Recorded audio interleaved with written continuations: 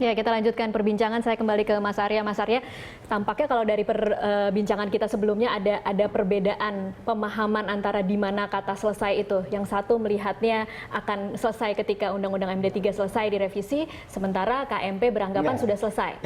Yang masalah itu di KIH sendiri berbeda pendapat. Kalau kami satu pendapat, makanya kita rapat, nggak ada masalah.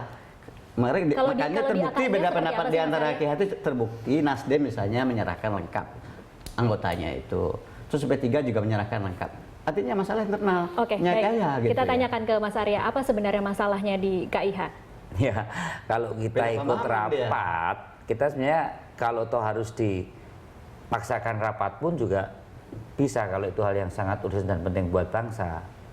Tapi persoalannya kan waktu itu legalitas dan legitimasi pimpinan alat kelengkapan yang masih kita persoalkan. Itu bukan cara persepsi saya, memang cara persepsi MD3 bahwa quorum fraksi dan quorum anggota ini menjadi salah satu untuk pengesahan pimpinan alat kelengkapan. Nah, sebenarnya kemarin kalau misalnya saja setelah kita masuk kemudian pengesahan dulu pimpinan juga bisa, tapi mengapa tidak dilakukan itu kan itu. Jadi gini ya, dua persepsi ini menjadi semakin akan berkembang kalau hal-hal yang ting ceruik ya, yang surat-surat ini nggak selesai. Ya, kita lama lah di komisi ya, selalu kita buat kalau rapat pertama kan biasanya roadmap. Ya kita tanya roadmap Pak Kudya Sekjen. Kan itu kan habis roadmap kasih menteri sekarang menjelaskan roadmapnya ke BUMN. Artinya tidak terlalu signifikan ya Mas Arya untuk kemudian diperdebatkan mengapa tidak hadir. Enggak terlalu. Jadi gini Mbak ya. Kan juga belum hal yang urgent karena semua sekarang itu mendapat pembukaan ya. Saya sebagai yang 3 periode di Komisi 6, saya minta kepada pimpinan, ada yang baru jadi anggota dewan, ya saya sampaikan, ini keperkenalan dulu, kita lihat dulu masalahnya apa, nanti baru kita selesaikan berikutnya. Narasumber dulu kan, cari apa yang dibutuhkan dari DPR gitu, yang support dari DPR, misalnya BUMN ini lagi bermasalah, kira-kira dibutuhkan oleh DPR, atau banyak perkembangan di luar misalnya. Kan harus DPR harus ikut serta di situ, hadir di situ. Kalau pemahamannya kemudian tidak akan efektif karena belum revisi Undang-Undang MD3.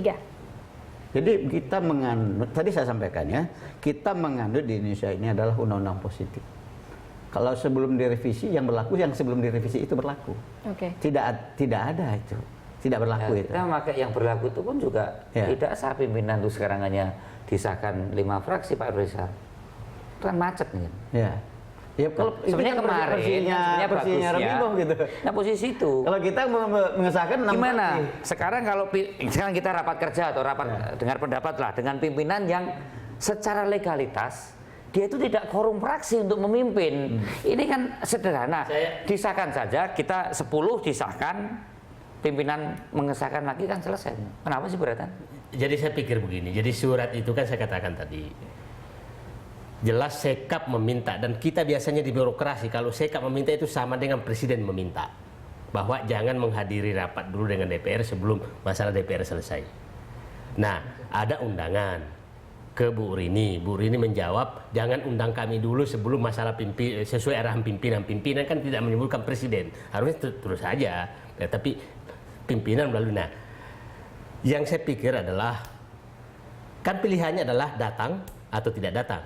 Kalau datang, tahu-tahu menjadi kisruh karena dia datang, maka Bu Rini bisa dituduh, Ibu sih datang menyebabkan kekisruhan, gitu kan? Tapi saya juga memahami karena yang keluar dari sana kan bukan komisi kayak mengundangkan, adalah lembaga DPR. Jadi saya ulangi lagi katakan tadi, sebenarnya mungkin hanya menyatakan supaya kan begini Mbak.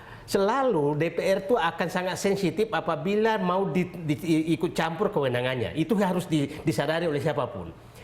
Menyatakan jangan undang kami, itu langsung tersinggung DPR. Emang lu ngatur-ngatur gua? Kan kira-kira begitu kan. Nah, jadi maksud saya harusnya menyatakan saja kami belum bisa hadir sebelum sesuai dengan arahan pimpinan kami itu presiden sebelum selesai masalah. Ya terserah undang aja terus, tapi kami belum bisa datang. Gitu. Jadi substansinya belum bisa datang. Jadi persinya kalau undang-undang itu bunyinya. Jadi hak DPR mengundang, dan menjalankan tugasnya berhak mengundang siapa saja. pejabat negara, badan hukum, orang per orang.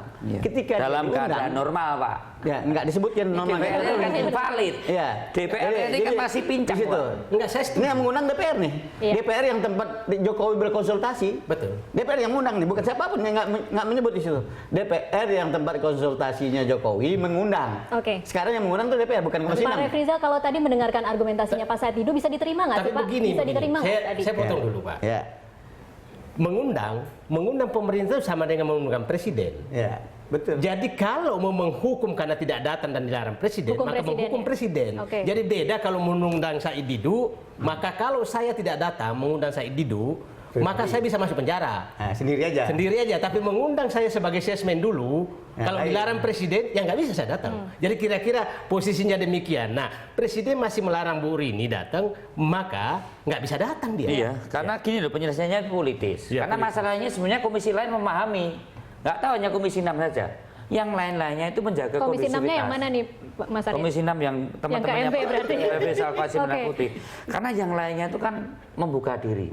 Misalnya dengan Koalisi Merah Putih, dengan Koalisi Indonesia Hebat sudah saling membuka diri, menjaga harmonisasi kan gitu. Oke, apa? Nah, menurut saya ya bagaimana below the line-nya ketemu untuk menjaga kondisivitas sampai segera persoalan ini selesai. Oke. Kalau dimekarkan lagi, takut saya malah nggak mengerucut. Oke, tapi pertanyaan Apa yang dikatakan Pak Refrizal saya katakan benar dalam keadaan normal ya. Oke, Saya nggak iya. menyalahkan. Nanti Iya. kapan-kapan saya ngomong gini juga masalahnya kan gitu. Oke, Jadi iya. bunyinya undang-undang tuh begitu. Benar. Kalau DPR yang mengundang, Betul. kan haknya DPR mengundang. Iya. Ketika diundang tuh wajib Oke, memenuhinya. tapi apa yang berbeda dengan Komisi 6 kalau tadi Mas masalah Arya bilang? terlepas dari nanti paham yang apa itu enggak ada. Jadi harusnya makanya saya bilang kebijakan Jokowi dalam hal ini sebagai presiden dia harus menjadi presiden Republik Indonesia yang ikut. Jadi Jokowi yang menenangkan harus turun. suasana gitu ya. Jadi Jokowi yang harus turun ya. Iya, harus ikut. Jangan dia malah menghalangi. Dulu dia mengalangi kan menambah Wah, ini ya juga kekisruhan. komisi 6 aja lainnya Saya juga khawatir, enggak. saya khawatir nanti kekisruhan ini Buru-buru menambah gitu loh. amat gitu loh. Menambah gitu kekisruhan ini. Harusnya Jokowi sebagai presiden dia harus mengambil jalan keluar di sini dan mempersilahkan menteri-menterinya untuk hadir di Maga DPR. Itu jalan keluar. Kalau dia hadir nggak ngapa-ngapain kok. Nggak ada apa-apain di DPR. Tapi kalau sekarang standing baru point-nya Jokowi tahap memang melarang pemetaan menteri ya. untuk hadir bagaimana Pak? Begini, Akan menjadi benar. persoalan. Untuk tidak datang itu bukan Benar. berarti menambah persoalan. Oke. Nah itu kan. DPR biar menyelesaikan persoalannya sendiri. Gitu. Jadi Jangan benar- jadi benar. membawa-bawa eksekutif. Oke, gitu jadi loh. benar ketika Jokowi memerintahkan untuk tidak hadir dulu di Senayan. Informasinya demikian Oke. supaya DPR ini kondusif. Iya. Karena yang mau kita ajak rapat ini Dewan Perwakilan Rakyat Republik Indonesia sesuai dengan undang-undang, bukan DPR Perwakilan Koalisi Merah Putih Republik Indonesia kan gitu kan. Nah, ini dikesankan bobot politiknya ini kan masih nampak DPR Masih ada, Republik Indonesia Koalisi Merah Putih kan gitu. Nah, sebentar lagi selesai. Suasana ini selesai. Sebentar lagi sama-sama Pak Refrizal ini duduk berdampingan. Saya sama dia duduk berdampingan menunggu. Sekarang kan kerjaan yang berdampingan kan dibalik nih. Koalisi Merah Putih sama Koalisi Indonesia Hebat itu kan mempercayakan kawan-kawan untuk berpikir keras supaya masalahnya selesai. Nah, memang Komisi 6 saja ini yang tiba-tiba bikin letupan yang bikin kaget karena komisi-komisi lain enggak, Pak. Semua menjaga kondisivitas.